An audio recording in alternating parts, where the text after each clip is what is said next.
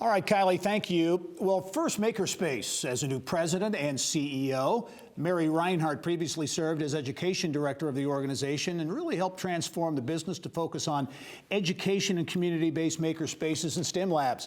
In our Eye on Education segment this week, Mary and co-founder Kim Brand explain how First Makerspace is helping districts implement STEM and computer science solutions around the state. And welcome to the program. Thank you. Thanks for having us. I think First Makerspace, coming up on 5 years, is a fascinating story. Kim, you co-founded the First Makerspace. Give us the thumbnail description and what it's all about. We started in the industrial additive manufacturing business. My impulsive and wealthy co-founder decided we ought to make 3D printers. I thought we'd make a few. We made a few hundred. And what became of that were, I believe, successful 3D design and printing summer camps. It introduced me to the whole education business, and although I had 3 kids who went through school, they seemed to do okay. What I wasn't prepared for was the enthusiasm for learning that young kids have when you get their hands involved.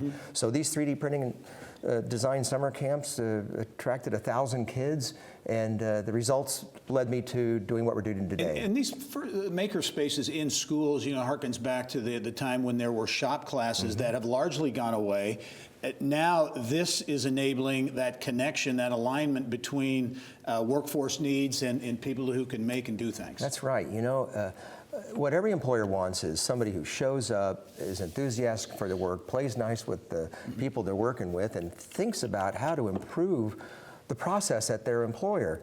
A makerspace gives kids that early experience with tinkering, with failing forward, experimenting. And as Mary said, entrepreneurship is a core part of it, because these kids we're talking to, their best employer of the future may be themselves. Yeah, that's right. Mary has mentioned you have been with the organization for a couple of years, but just within the last week, elevated to CEO and president of the organization. As you look at opportunities, where do you see those real opportunities? So, across the state, we're really seeing a demand for makerspaces, and everywhere from kindergarten through high school and even in universities.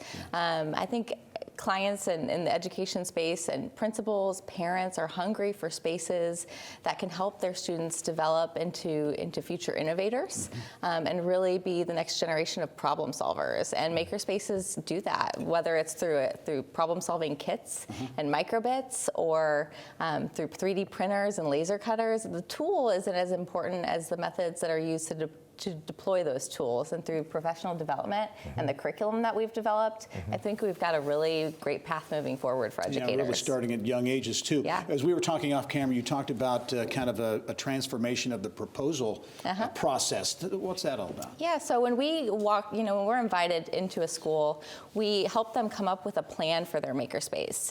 It can be really overwhelming to develop a plan. You have to think about where the furniture is going to go, where you're going to put your equipment, the tech needs, and then there's also curriculum and professional development. We put all of that into a single plan, and then we help you write grants to fundraise your way through the process as well. And we create a 3D model for free. And so we're really client-centric. We work with educators and parents to make sure that we're putting students first. Yeah, Kim, as you look at it, it would seem to me there's so much focus on workforce and aligning, education with workforce needs. This gets at the heart of what we hear all the time from employers, the kinds of people we can't find enough of. Do you see school systems and schools beginning to really kind of the light bulb going off? I think the best schools are. I think they're innovative as they've always been. Educators are the hardest working folks I know. They're to a person focused on the positive outcomes that they can have in a child's life. A makerspace and other forms of creative, inspiring, activities that educators have deployed are really the way that Indiana moves forward. This is an investment in the future. Yeah. First Makerspace just coming up on 5 years old now. Kim Rinehart, brand new president and CEO. Kim Brand, the co-founder as well. Thank Mary, you. I said, what did I say? I said Kim, okay. Mary Rinehart, Kim Brand. Thank you both. Good luck. We'll look forward to having you on the show again. Yes, thank you, Gary. Thank you, Gary. And a reminder, all of our Eye on Education segments can be found at InsideIndianaBusiness.com. And if you have an interesting story idea, please send it to lead producer Tara Twig at ttwig@growindiana.net.